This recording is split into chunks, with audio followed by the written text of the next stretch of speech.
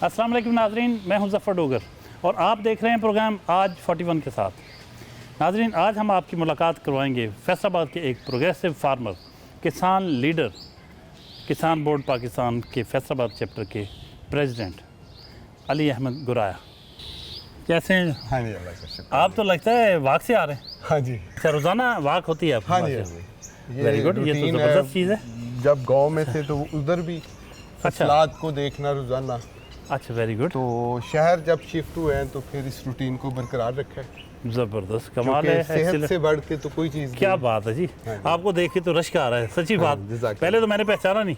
अब मैंने कहा ये इतना लंबा, ऊंचा, जवान, स्मार्ट नौजवान जज़ाकल्लाह। कौन है? जज़ाकल्लाह। अच्छा गुराया साहब, ये वाक जब आप करते हैं तो बुनियादी ये कब से आपने शुरू की है? ऐसे था कि जब मैं यूनिवर्सिटी से फारिग हुआ तो वालिद साहब ने मुझे गांव बुला लिया फार्मिंग के लिए, क्योंकि वो कह रहे थे कि अब ये मैंने तुम्हें शिफ्ट करना है। तो उसमें ये रूटीन थी कि सुबह फजर की नमाज के वक्त जो है बाद नमाज के बाद फसलात में जाना, वो तकरीबन जो है वो सारी जितनी भी वो मेरी ज़मीन थी जो मैं काश्त करता था उसका जायज़ा लेना कि उसका क्या हालात हैं, किसको पानी की ज़रूरत है, किसको स्प्रे की ज़रूरत है। तो ये एक रूटीन बन गई उसके बाद सुबह उठ के वॉक करने की। Very good. तो अब यहाँ पे तो फिर हम आपने ऐसे तो ही मेरा बात कर ख्याल सकते हैं। वेट भी बहुत रिड्यूस किया है या रखा ही ऐसा है? नहीं, मेरा शुरू से ही- ऐसा है? हाँ जी, इतना कितना ही वेट होगा? 98। कमाल है, ज़बरदस्त। तो मेरा ख्याल आज तो आप नाजरीन को हमारे साथ साथ आपका तारुफ चलेगा पूरा दिन, आपकी पसंद नापसंद से लेके आपके पूरे दिन के मामूलात क्या हैं, तो इंशाल्लाह आज लोगों को जानने का मौका मिलेगा। व्यूअर्स, मुझे रात ही पता चला कि गुराया साहब मेरे जूनियर भी हैं यूनिवर्सिटी के, तो इस तरह से मुझे एक और खुशी महसूस हुई क्योंकि ये मैथ कम्युनिकेशन इन्होंने बहाउद्दीन ज़कीर यूनिवर्सिटी मुल्तान से किया है और फिर प्रोग्रेसिव फार्मर के तौर पर सामने आए। तो ये किस तरीके से ये मुमकिन हुआ कि आपने जो जर्नलिज़म पढ़ी वो फिर कैसे इम्प्लीमेंट कर रहे हैं आप? आम तौर पे तो मीडिया में आते हैं लोग, लेकिन ये अपने आबाई पेशे में गए। ये सारी बातें आज होंगी। गुराया साहब, दास्तान हयात का आगाज़ कहाँ से हुआ, पैदा कहाँ हुए, कुछ मैं बताइए। जी दारुल एहसान के करीब हमारा गांव है, 128 रेबे वाले, वहाँ पे मैं पैदा हुआ। ज़मींदार फैमिली से मेरा ताल्लुक़ था और हम बुनियादी तौर पे नारंग मंडी से जब बार आबाद हुई, फैसलाबाद बार जिसे सांदल बार कहते हैं, तो हम उन आबादकारों में से थे जिन्होंने इसे आबाद किया। लेकिन ये था कि मेरे दादाजी इधर शिफ्ट हुए और दादाजी के भाई थे वो उधर नारंग में ही, नारंग मंडी में ही मुकीम रहे। उधर वो थे ज़ैलदार, मेरे जो परदादा अबू थे हुसैन बख्श, वो उधर नारंग मंडी से ज़ैलदार थे। उस वक्त ज़िला सियालकोट था। और जो मेरे परनाना थे वो फैसलाबाद से ज़ैलदार थे, अच्छे ज़मींदार थे, लैंड होल्डिंग अच्छी थी माशाल्लाह। तो इसलिए फोर फादर ने फार्मिंग के अलावा कुछ नहीं किया। मैंने भी जब मास्टर किया आपकी यूनिवर्सिटी से, बहाउद्दीन ज़िक्रिया यूनिवर्सिटी से, तो फिर वालिद साहब का उन दिनों ख़त ही होते थे, टेलीफोनिक राब्ते तो नहीं होते थे। तो ख़त आया कि बेटा आप पढ़ लिया है, तो मैं बूढ़ा हो चुका हूँ तो आप आ जाओ, ज़मीन को भी किसी ने देखना था। बड़े भाई मेरे जो थे वो सिविल जज थे उस वक्त, और इसलिए पेरेंट्स के पास और फार्मिंग को संभालने के लिए मेरे अलावा कोई नहीं था। तो वालिद साहब ने फिर मुझे एजुकेशन मुकम्मल होने के बाद गांव बुला लिया, और जब गांव आया मैं तो फार्मिंग शुरू की। तो साथ ही बल्दियात के इलेक्शन स्टार्ट हो गए 2005 में। तो फिर जो था बरादरी और अहले इलाका उन्होंने असरार किया, तो फिर मैंने 2005 का अपनी यूनियन कौंसिल में से इलेक्शन नाज़म का कंटेस्ट किया, जिसमें मैंने विन किया। और फिर मैं 2005 से ऑनवर्ड अपनी यूनियन कौंसिल का नाज़म रहा। उसके बाद फिर जमात इस्लामी के प्लेटफार्म से 2 दफ़ा MPA का इलेक्शन लड़ा। माशाल्लाह, आप सियासतदान भी हैं, जी जी, एक फार्मर भी हैं, हम तो आपको जर्नलिस्ट भी कहेंगे, हाँ जी, क्योंकि जिसने जर्नलिज्म पढ़ी है وہ ہم اسے جرنلسٹ ہی سمجھتے ہیں. ہاں میں نے 2 سال ایز اے ورکنگ جرنلسٹ کام کیا ہے. تو کیسا لگتا ہے یہ مکسچر پولیٹکس فارمر؟ ویسے تو بہت سارے فارمر بہت سارے لینڈ لارڈ وہ پولیٹکس میں ہیں، بلکہ تسلط ہی ان کا ہے، یا زردار کسی بھی شکل میں ہوں، سرمایہ دار ہوں، جاگیردار ہوں. تو آپ کو ایک چھوٹا جاگیردار کہا جا سکتا ہے. ہاں نہیں، میں ہمیشہ اپنے آپ کو نا زمیندار اور کسان کہنا زیادہ پسند کرتا ہوں. اس کی بنیادی وجہ ہے کہ میرے والد صاحب نے، میرے تایا جی نے، چودھری شوکت گرائے صاحب ان کا نام تھا، اور والد صاحب کا نام تھا چودھری مظفر علی، وہ بھی یونین کونسل کے بلا مقابلہ ناظم رہے. تو انہوں نے کبھی بھی اپنے آپ کو جاگیردار نہیں تصور کیا، بلکہ وہ ہمیں ہمیشہ یہ کہا کرتے تھے کہ بیٹا ہم غریب کسان ہیں، کیونکہ ہم نے محنت کر کے یہ زمین بنائی ہے، اسی زمین پہ محنت کی ہے، اسی کے جو آمدن تھی یا سرمایہ تھا اس سے آگے ہم نے زمین پرچیز کیا. ہمیں کسی انگریز نے یا کسی بھی آپ یہ کہہ سکتے ہیں کہ آپ کو الاٹ نہیں ہوئی، الاٹ نہیں ہوئی. ہم نے کسی غداری کے نتیجے میں ہم نے جتنی بھی زمین خریدی ہے الحمدللہ، والد صاحب کے میرے دادا جی کے 21 مربع رقبہ تھا، لیکن وہ ساری پرچیزڈ لینڈ تھی. آپ تعلیم کے بعد جب آپ نے کاشتکاری بھی شروع کی، جرنلزم بھی کی، شادی کب ہوئی؟ شادی میری جی 2007 میں ہوئی. تو جو میرے انلاز ہیں، جو میری ساس ہے وہ میری بڑی کزن ہے.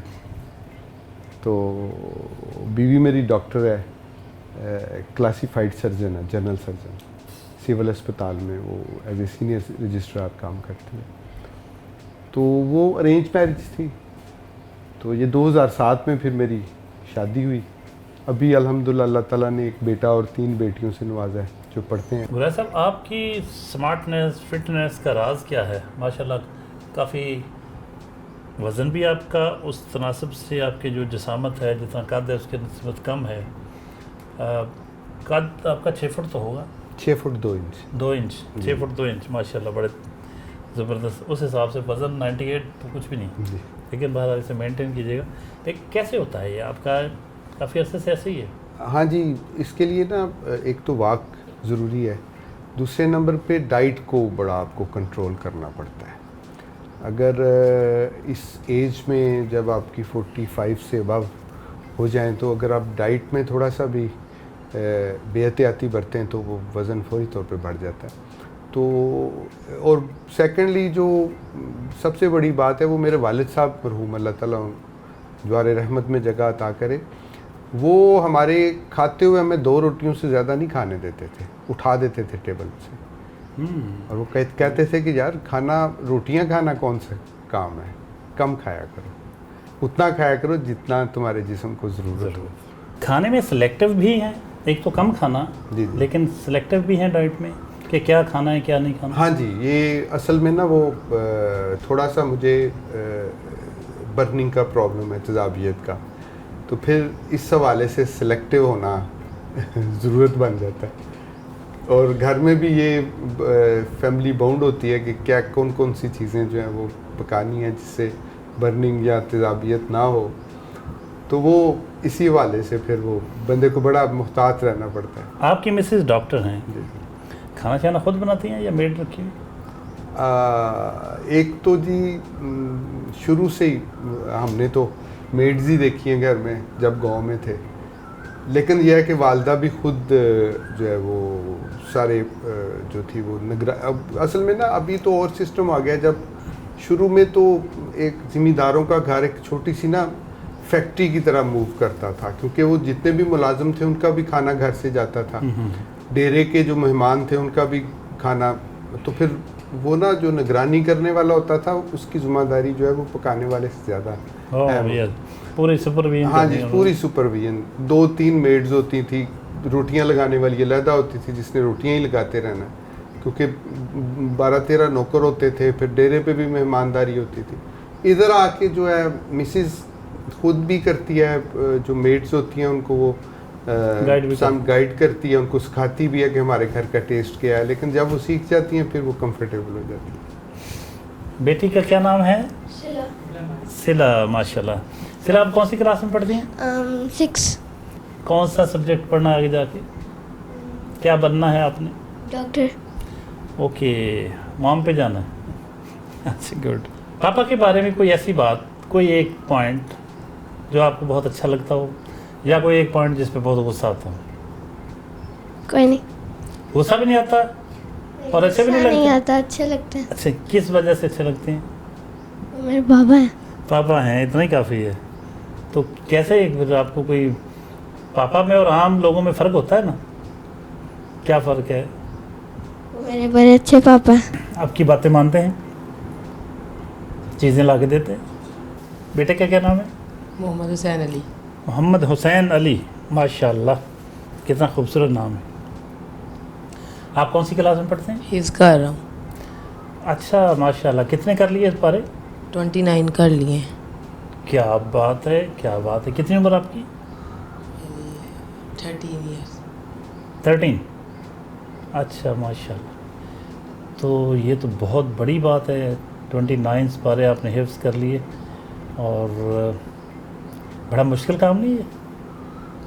जी बस बाबा भी अपना पूरा दिन मुझे देते हैं। अच्छा, माशाल्लाह, बहुत अच्छे, शाबाश बेटे। अच्छा, पापा के बारे में एक जुमला कोई अच्छा सा, कैसे हैं? पापा बहुत अच्छे हैं, लेकिन मारते भी हैं, प्यार भी करते हैं। मारते भी हैं, पापा प्यार हैं। भी करते हैं, ये अच्छी बात है, यही हम चाहते हैं। आप सच सच बताएं, मार किन बातों पे पड़ती है और प्यार किस बात पे होता है?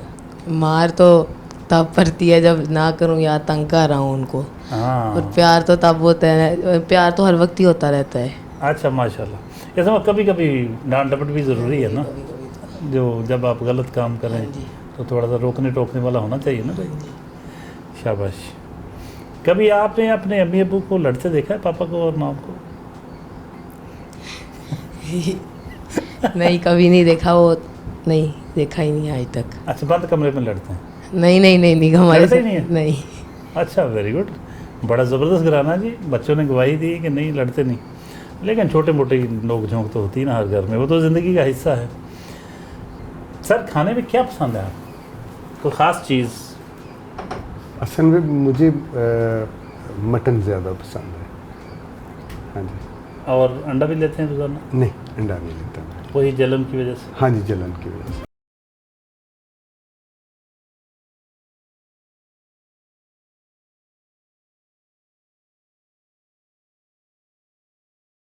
गुराया साहब, आप पर मजहबी असरात कब से गालिब हुए? मज़हब के जो मामलात हैं, घर से माहौल ऐसा था या किसी ख़ास टाइम पे आके चेंज हुए आप? हाँ जी, असल में हमारा घराना जो है वो शुरू से उसकी अटैचमेंट थी सूफ़ी बरकत अली रहमतुल्लाह अलैह से।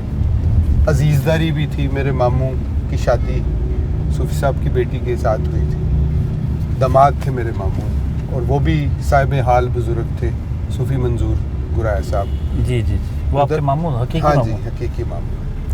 तो सूफ़ी साहब की तबलीग के असरात, उनकी तहरीरों के असरात बचपन से ही हमने अपने घर में देखे और फिर उससे असर लिया। अल्हम्दुलिल्लाह घर के हर फ़र्द पे नमाज जो थी, एक तो वैसे फ़र्ज़ है, लेकिन बचपन में तो अगर वालिदैन फ़र्ज़ करें तो फिर ही फ़र्ज़ होती है, तो उसकी बड़ी पाबंदी होती थी। इसी तरह रमज़ान के रोज़े, फिर टीवी के हवाले से मखसूस टाइम में 1 घंटा देखना, और ये सारी चीज़ें जो थी, ये इब्तिदा में हमें आप ये खानकाई निज़ाम के ज़रिए से और सूफ़ी बरकत अली लधानवी के वसीले से हम तक पहुँचे। फिर उसके बाद यूनिवर्सिटी में जब गए तो मौलाना मदूदी रहमतुल्लाह अलैह की तहरीरों ने जो है वो असरात छोड़े, और फिर जमीयत में आए, और जमीयत से फिर जमात इस्लामी में एंटर हो गए, और इस तरह वो चीज़, वो जो है जो सूफ़ी बरकत अली लुधानवी, मैं असल में ज़ाती तौर पे डॉक्टर साहब ये समझता हूँ कि ये 2 शख्सियात जो है ना, एक सूफ़ी बरकत अली रहमतुल्लाह अलैह और एक मौलाना मदूदी, इन्होंने एक यूनिक काम किया है जो हिस्ट्री, करीब की हिस्ट्री में आज तक किसी ने नहीं किया। اور ان دونوں بزرگوں میں اس حوالے سے بہت زیادہ مماثلت ہے. وہ یہ کہ صوفی برکت علی نے بھی اپنی وراثت جو ہے وہ اپنی اولاد میں نہیں چھوڑی، بلکہ اپنے جو ہے اپنی تنظیم، اپنی تحریک اس کی طرف منتقل کر دیا. اور دوسرے صوفی مولانا مودودی، انہوں نے بھی جو ہے اپنی وراثت جو ہے وہ جو آپ کے فکری وراثت وہ فیملی کو نہیں شفٹ کی کی، بجائے بلکہ وہ تنظیم کو اور شفٹ جماعت کے لیے. اور یہ 200-300 سال کی اگر آپ ساری ہسٹری دیکھ لیں مسلمان ورلڈ کی، مسلمانوں کی، تو یہ ان دونوں صاحبان اور ان دونوں حضرات کے علاوہ کسی نے یہ کام نہیں کیا. یہ ایسا کیوں ہے کہ کسان اگنور ہوتے ہیں، زرعی سیکٹر اگنور ہو رہا ہے؟ کیا ہمارے ارباب اختیار اس بات سے آشنا نہیں ہیں کہ زراعت ہی ریڑھ کی ہڈی ہے ہماری معیشت کی، اور اس کے ذریعے ہم لائف سٹاک کو پروموٹ کر سکتے ہیں، ڈیری ڈیولپمنٹ کو پروموٹ کر سکتے ہیں، اس کے اربوں ڈالر کی ایکسپورٹ ہو سکتی ہے. ہمارے ہاں اتنے اہم شعبے سے جس سے اتنی بڑی تعداد میں لوگ وابستہ ہیں اور جو انتہائی اہمیت کا حامل ہے، وہ اگنور کیوں ہوتا ہے؟ آپ کے ذہن میں کیا آتا ہے؟ میں یہ سمجھتا ہوں کہ یہ لوگ بالکل آشنا ہیں اور ان کو بڑے اچھے طریقے سے آگاہی ہے کہ اگر ہم شارٹ ٹرم میں ترقی کرنا چاہتے ہیں تو اس کے لیے جو سب سے بڑا سیکٹر ہے اور سب سے اہم سیکٹر ہے وہ زراعت ہے، جس میں آپ اگر کوشش کریں، انویسٹ کریں تو اس کا رزلٹ 6 ماہ بعد اور 1 سال کے بعد آ جاتا ہے. پچھلے دنوں جس میں ہم دیکھتے ہیں کہ یہ جو عمران خان صاحب کا آخری دور تھا جس میں انہوں نے معاشی ترقی کو اپنی معاشی ترقی کو بڑھا چڑھا کے پیش کیا، اس میں صرف یہی ایک سیکٹر تھا زراعت کے جس نے گرو کیا تھا، اور اس کی وجہ سے جو ملک کی پوری، اور پھر اس سے پہلے کرونا میں ساری جو ہمارے شہروں کی لیبر جب دیہات میں گئی تو یہ زراعت ہی تھا کہ جس نے پوری اس لیبر کو اکاموڈیٹ کیا اور ملک میں کوئی ہنگامی صورتحال پیش نہیں آئی. ہمارے ارباب اختیار ان ساری چیزوں سے آگاہ ہیں، لیکن وہ اصل میں موجودہ حوالے سے جو ہمارے ہاں یہ چل رہا ہے کہ انویسٹمنٹ کر کے پیسہ کمانے والا، ہمارے جتنے بھی پولیٹیکل فگر ہیں یا سیاستدان ہیں وہ سیاست کو ایز اے انویسٹمنٹ تصور کرتے ہیں. ادھر زمیندار سے جب گندم ہوتی ہے تو اونے پونے داموں یہ لوگ خرید لیتے ہیں اور ان بلکس خرید لیتے ہیں، اور پھر جب وہ مہنگے داموں فروخت ہوتی ہے پھر وہ سیل کرتے ہیں. اسی طرح چینی ہے، گندم ہے، چاول ہے، کپاس ہے. تو جو یہ جتنے بھی مڈل مین ہیں جو کہ سستے نرخوں سے زمیندار سے فصل خریدتے ہیں، اگر آپ ان کا جائزہ لیں تو ان کے پیچھے آپ کو کہیں نہ کہیں کوئی سیاستدان نظر آئے گا. ابھی پاسکو نے گندم خریدی، محکمہ جو ہے فوڈ اس نے گندم نہیں خریدی، جو تھوڑی بہت ہی خریدی ہے وہ پاسکو نے خریدی ہے، اور ایک بوری بھی کسی زمیندار کو ڈائریکٹ نہیں. کسان بورڈ کی ایک میٹنگ کے لیے چک جھمرا پہنچے ہیں جہاں چیئرمین کسان بورڈ بھی موجود. کسان بورڈ کے چیئرمین چک جھمرا کے چودھری یاسین کالوں جو جماعت اسلامی 98 کے امیر بھی ہیں، ان کا بہت بڑا کردار ہے یہاں جماعت اسلامی کے معاملات اور اس کے نظریات کی ترویج و اشاعت کے لیے اور اس کے فروغ کے لیے، اور کسانوں کے معاملات کو وہ دیکھتے ہیں بہت زبردست طریقے سے. ان کی کس طرح سے نمائندگی کرنی ہے، کس طرح ان کو مفید معلومات فراہم کرنی ہے، کس طریقے سے ان کو آرگنائز کرنا ہے، ان سے جانتے ہیں. کچھ دیگر دوست موجود ہیں، ان سے بھی رائے لیتے ہیں، ان کی گفتگو سنتے ہیں کہ وہ آج کی مہمان شخصیت چودھری علی احمد گرایا صاحب کے بارے میں کیا خیالات رکھتے ہیں. سر کچھ بتائیے گا، آج ہم ان کے ساتھ پروگرام کر رہے ہیں گرایا صاحب کے، تو کسان بورڈ اور بحیثیت ایک سیاستدان جو ان کی خدمات ہیں اس پہ آپ کیا کہیں گے؟ جناب چودھری علی احمد گرایا صاحب کسی تعارف کے محتاج نہیں. تحصیل چک جھمرا میں گرایا فیملی کا ایک نمایاں مقام ہے. اس لحاظ سے اگر دیکھا جائے تو تحصیل چک جھمرا میں سب سے بڑے ذمہ اور سب سے اچھے کردار کے مالک گرایا فیملی ہے، جن کا علی احمد گرایا صاحب کا بھی اسی خاندان سے تعلق ہے، اور گرایا صاحب کی جس دن سے کسان بورڈ کی ذمہ داری لگی ہے، گرایا صاحب نے دن ہو یا رات ہو، صبح و شام اپنے کسان بھائیوں کے لیے ہر محاذ پہ اب ان کی مشکلات کو مد نظر رکھتے ہوئے آواز بلند کی ہے۔ نائب صدر تحصیل چک جمرہ کسان بورڈ چودھری عمران اشرف چیمہ صاحب، ان کی باتیں بھی سنتے۔ جی بسم اللہ الرحمن الرحیم۔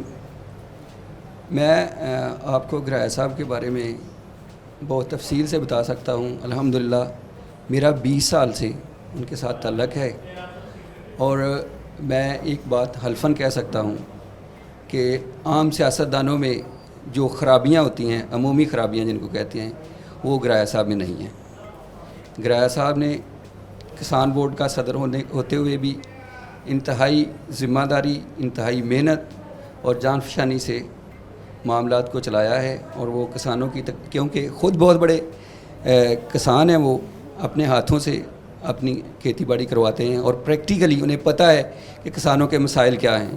اسی لیے میں سمجھتا ہوں کہ دوسری کسان تنظیموں کے مقابلے میں یا دوسرے کسان رہنماؤں کے مقابلے میں گرایا صاحب ان ساری تکالیف سے گزرتے ہیں، ان تکالیف کا سامنا کرتے ہیں جو ایک درمیانے جٹ کو درپیش ہوتی ہیں۔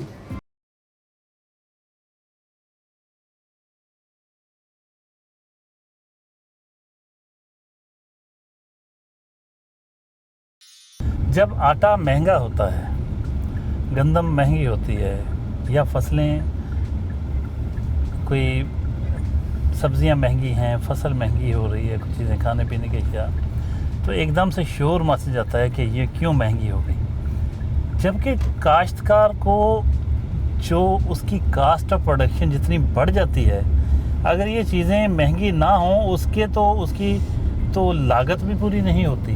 جی جی، تو یہ جو ایک فرق ہے، تضاد ہے سوچ کا۔ کوئی کسی فیکٹری جو جوتے بنا رہی ہے وہ ہزاروں روپے کا جوتا دے دے، اس پہ اعتراض نہیں ہوتا۔ کوئی ایک بیگ بنانے والی فیکٹری 10,000 والا 50,000 کا کر دے، کوئی اعتراض نہیں کرتا۔ جتنی بھی اشیاء ہیں استعمال کی، جتنی مرضی مہنگی ہو، کبھی کوئی اعتراض نہیں ہوتا۔ برگر مہنگا ہو جائے، کچھ مہنگا ہو جائے، سینڈوچ، پیزا، کہیں سے اعتراض نہیں ہوتا۔ جب کسان کی فصل کی باری آتی ہے تو وہ شور مچ جاتا ہے کہ فصل مہنگی، یہ چیز کیوں مہنگی، فلاں کیوں مہنگی، فلاں کیوں مہنگی۔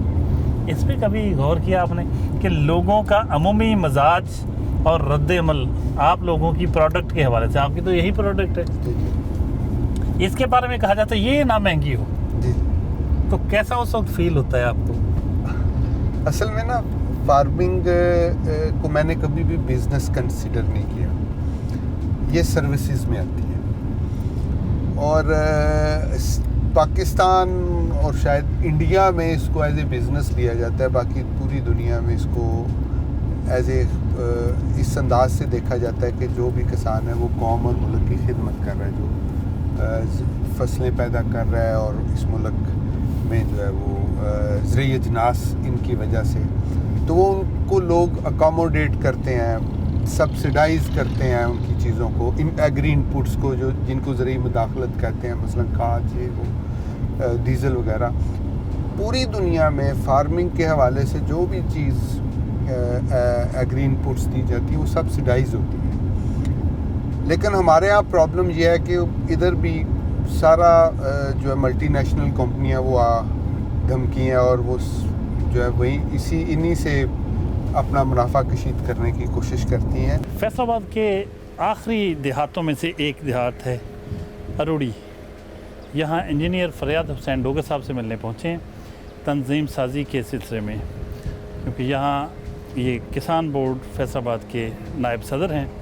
آئیے آپ انجینئر صاحب یہ بتائیے کہ گرایا صاحب کو آپ ایک کسان رہنما کے طور پر اور بحیثیت ایک انسان کیسے ان کے بارے میں اپنے جذبات کا اظہار کریں گے؟ ہمارے ان سے بہت پرانے تعلقات ہیں جی، جب سے انہوں نے سیاست میں انٹری کی، اس سے پہلے سے بھی ہمارے تعلقات ہیں، تو بحیثیت انسان تو ان کی جتنی بھی تعریف کی جائے بہت کام ہے.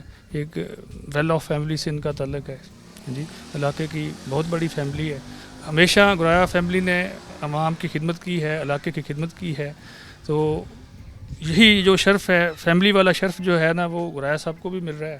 گرایا صاحب بھی بڑھ چڑھ کر لوگوں کی خدمت کر رہے ہیں, چاہے وہ پالیٹکس کی حیثیت سے ہوں, کسان بورڈ کی حیثیت سے ہوں, بطور ایک دوست کی حیثیت سے ہوں, بھائی کی حیثیت سے ہوں. سارا علاقہ جو ہے نا ان کی خدمات کو سراہتا ہے جی. تو بطور کسان صدر جو ہے, انہوں نے ڈسٹرکٹ لیول پہ, تحصیل لیول پہ, دین پھر یونین کونسل لیول پہ, دین جو گراس روٹ لیول ہے, کوئی چک ہے, گاؤں ہے, تو اس لیول سے انہوں نے انیشیٹو لیا ہے. تو ہمیں بھی انہوں نے کہہ لیں کہ پریپیئر کیا ہے جی. یہ ان کی مہربانی ہے. ان کا خاندان جو ہے وہ بہت ہی نہایت ہی شریف اور ملنسار, اور ہمارے علاقے کے بہت اچھے گھرانے سے ان کا تعلق ہے, اور ہمارا پرانا ان کے ساتھ تعلق ہے. اور یہ بہت ہی اچھے انسان اور علاقے کے ایک روشن چراغ ہیں. تو ان کی خدمات جو ہیں کسان کے طور پر انہوں نے بہت سٹیپ لیے ہیں. پچھلی جو تحریک تھی اس میں انہوں نے بہت کام کیا, اس تحریک میں انہوں نے بہت کام کیا ہے. تو کسان, یہ جو حکومت ہے, اس نے تو کسانوں کے لیے بہت ہی کم خراب کیا ہے. ہر قسم کی تکلیف, اتنی جو لاگت تھی اس فصل پر وہ بھی نہیں پوری ہو رہی ہماری جو ہے. تو اس لیے ان کا بہت اچھا سٹیپ ہے. یہ ہر قسم کی مشکلات میں کسان کا ساتھ دیتے ہیں. گرایا صاحب کبھی, اب تو آپ بہت مذہبی ہیں, کبھی جوانی میں کوئی ڈرامے شامے, فلمیں شلمیں, میوزک, جب ابھی آپ اتنی پابندیاں آپ نے محسوس نہیں کی تو آپ کو دیکھ لیتے تھے؟ ہاں جی, ڈرامے تو اب بھی گھر میں بیٹھ کے بچوں کے ساتھ دیکھ لیتے ہیں. ہاں, وہ ڈرامے تو دیکھے جا سکتے, فلم, میوزک وغیرہ. ہاں جی, آغاز میں جو ہے وہ گانے سن لیتے تھے ہم, بلکہ جب یونیورسٹی کے ابتدائی ایام میں ہم نے ٹیپ وغیرہ بھی رکھی ہوئی تھی, اور میوزک بھی سے لگاؤ کافی. اچھا, وہ میں جاننا چاہ رہا ہوں, وہ جو یونیورسٹی کے اوائل ایام تھے, ابتدائی ایام میں آپ کس قسم کا میوزک, کون سے گانے زیادہ پسند کرتے تھے؟ اس میں نے جیسے آپ سے پہلے کہا کہ پابندی تو اصل میں نا شروع سے گھر سے ہی تھی. تو جب ہم یونیورسٹی میں آئے, تھوڑی سی آزادی ملی, تو پھر جس قسم کا بھی گانا ملتا تھا وہ ہمیں اچھا لگتا تھا. کوئی اتنی آپ کہہ سکتے ہیں کہ کوئی چوائس نہیں اس میں ڈیولپ ہو سکی. نہیں, وہ جو پاپ سنگر وہ اچھے لگتے تھے, یا غزل گائیکی میں غزل اچھی لگتی تھی, پاکستانی گلوکار اچھے لگتے تھے, انڈین تھے, کون سے زیادہ, یا قوالیاں بھی آپ کو پسند تھیں؟ ہاں جی, قوالیاں بلکہ زیادہ سن لیتے ہیں ابھی بھی. کئی دفعہ میں اس کو بڑے شوق سے ریڈیو وغیرہ پہ لگی ہو تو بڑا اچھا محسوس کرتے ہیں. عارفانہ کلام ہو, بڑا خوبصورت لگتا ہے. ہاں جی. تو باقی میوزک میں جو مکس میوزک تھا, تھوڑا پاپ اور تھوڑا جو ہے وہ کلاسک, تو وہ اچھا لگتا تھا, کیونکہ بالکل کلاسک ہوتا تھا اس کی تو سمجھ نہیں آتی تھی. اگر ہم نیم کلاسک جو ہوتا تھا صحیح, اتنی یہ ہے کہ ہم میوزک کے حوالے سے جو ایک ہوتا ہے نا کہ شوق اور اس کی سمجھ, وہ نہیں ڈیولپ ہو سکی.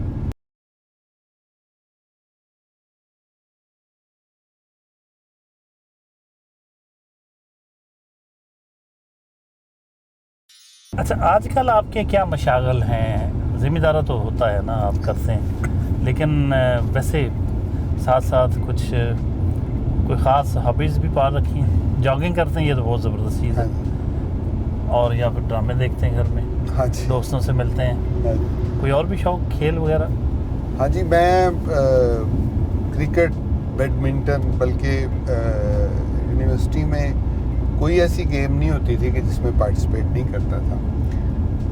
جب ہماری اینول سپورٹس ہوتی تھی کالج میں تو ہر طرح کی گیمز، رننگ کے علاوہ فٹ بال، والی بال، بیڈمنٹن، ٹیبل ٹینس، سب کھیلتے ہاں جی، یہ جو ہوتا ہے اس طرح جو بھی گیمز ہوتی تھی، رسا کشی، ہر گیم میں حصہ لینا اور اس میں جو ہے وہ یعنی آگے کوئی نہ کوئی انعام ضرور جیتتے تھے ہم لوگ. لیکن سیاسی رسا کشی میں نہیں آ پائے. ہاں جی. آج کل کی جو سیاست میں جو آپ آئے ہیں، آپ نے الیکشن بھی لڑے، یہ میدان کیسا لگا آپ کو؟ بلدیات کے جو میں نے الیکشن کنٹیسٹ کیے 2 تھے، ایک میں نے ون کیا، ایک میں نے لوز کیا. میں یہ سمجھتا ہوں کہ جو بلدیات ہیں کسی بھی سیاستدان کے لیے وہ ایک نرسری کی حیثیت رکھتا ہے، کیونکہ اس کے جو مسائل ہوتے ہیں، جس طرح آپ گراس روٹ لیول میں جا کے پے لیول پہ جا کے آپ لوگوں کے مسائل کو جانتے ہیں، اس کو سالو کرنے کی کوشش کرتے ہیں. MNA MP لیول پہ یہ ممکن نہیں ہوتا. اور اس میں پھر آپ کو ہر آدمی کے ساتھ جو ہے اپنا ڈیل کرنی پڑتی ہے، اس کے ساتھ اپنے تعلقات ڈیولپ کرنے پڑتے ہیں. میں یہ سمجھتا ہوں کہ ملک میں بلدیاتی الیکشن روٹین میں ہونے چاہیے، اور تاکہ ایک اچھی نرسری جو ہے وہ نکلے اور یہاں سے جو ہے وہ نیشنل اور صوبائی لیول پہ جو ہے وہ سٹف نکلے اور وہ قوم اور ملک کی خدمت کرے، کیونکہ بلدیات کے بغیر آپ کے پاس اچھا سٹف اویلیبل نہیں ہوگا. قرائے صاحب، آپ ایک سے زیادہ شادیوں پہ بلیو رکھتے ہیں؟ ہاں جی، جب اسلام نے اس کی اجازت دی ہے تو میں کون ہوتا ہوں اس کے راستے میں. تو آپ خود نہیں، آپ خود اپنے لیے نہیں پسند؟ ہاں جی، میں یہ سمجھتا ہوں کہ اس کی اجازت ہے ضرورت کے تحت. ہمارے ہاں لوگوں نے اس کو حکم سمجھ لیا. نہیں ادھر برصغیر میں نہیں، ویسے باقی حکم ہے کہ ہمارے تو ایک بھی دوسری کی اجازت نہیں ملتی. ہاں جی، یہ کیا مطلب ہمارے کلچر کا زیادہ غلبہ ہے؟ ہاں جی، ہمارے ہاں ایک تو جی ادھر کیونکہ ہمارا کلچر جو ہے وہ ابھی اس میں ہندوانہ اور تہذیب کے اثرات کافی حد تک موجود ہیں. تو اس حوالے سے یہاں پہ تو اگر ضرورت بھی ہو تو پھر بھی دوسری شادی کی اجازت نہیں ملتی. تو ویسے جیسے دوسرے ممالک، عرب ممالک میں ہے کہ ایک آدمی تو 4 روٹین میں شادیاں کرتا ہے، تو ادھر تو اس کا تصور بھی نہیں کیا جا سکتا. بلکہ ان 4 میں سے بھی یا تو کسی کے مرنے کا انتظار کرتا ہے، 5ویں کرتا ہے، یا پھر اس کو چھوڑنے پہ ایک آدھ وہ سلسلہ چلتا رہتا ہے. لیکن یہ تو خیر ہم نہیں چاہتے ایسے، لیکن دوسری کی اجازت ہونی چاہیے. ہاں جی، دوسری، تیسری، چوتھی. جی جی. تو اس کے لیے کوئی رول ادا کریں نا، آپ کوئی آواز اٹھائیں. جہاں ہمارے اتنی آبادی بڑھ گئی، خواتین کی اب مردوں سے آگے نکل گئی، جی جی، اور بہت سارے ایشوز ہیں، شادیاں نہیں ہو رہی. تو ایسے میں کوئی تھوڑی سی فلیکسیبلٹی ہونی چاہیے. مرد کہاں سے آئیں کتنے؟ ظاہر ہمارے آبادی کم ہے، تو یہ اس ایشو کو کیوں نہیں ایڈریس کرتے آپ کے مینڈیٹ میں نہیں آتا، آپ کی جورسڈکشن میں نہیں آتا، پروویژن میں نہیں آتا. کسانوں کا تو ہے نا آپ کا، لیکن آپ ادروائز بھی ایک پڑھے لکھے نوجوان ہیں. بلکہ میں نے آپ کی بات کو سیکنڈ کرتا ہوں اور میں اس کی تائید کرتا ہوں. میں نے ایک جگہ پڑھا تھا کہ جو قاضی القضات ہوتا تھا نا، یا چیف جسٹس ہوتا تھا اسلامی ریاست کا، اس کی یہ ذمہ داری بھی ہوتی تھی کہ وہ بیوگان کے نکاح کرے.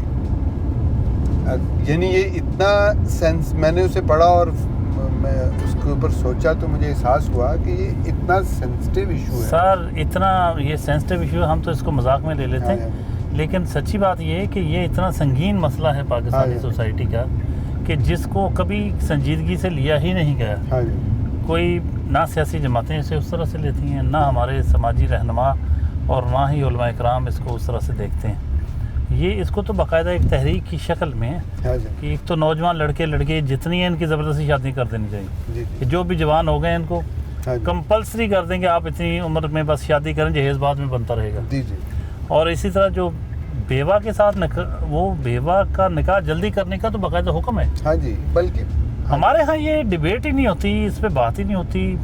آپ کا اس وقت ٹھیک ہے کہ آپ کسان ہیں، فارمر نمائندے ہیں، لیکن بہرحال ایک پڑھے لکھے نوجوان ہیں جو ایک بہت بڑے اپنا حلقہ اثر رکھتے ہیں، اور پھر ایک جس جماعت سے آپ وابستہ ہیں اس کا پورے ملکگیر ایک نیٹ ورک ہے، تو آپ اپنا رول اس میں ادا کر سکتے ہیں، اور اس مسئلے کی سنگینی کو تو آپ بہرحال سمجھتے ہیں۔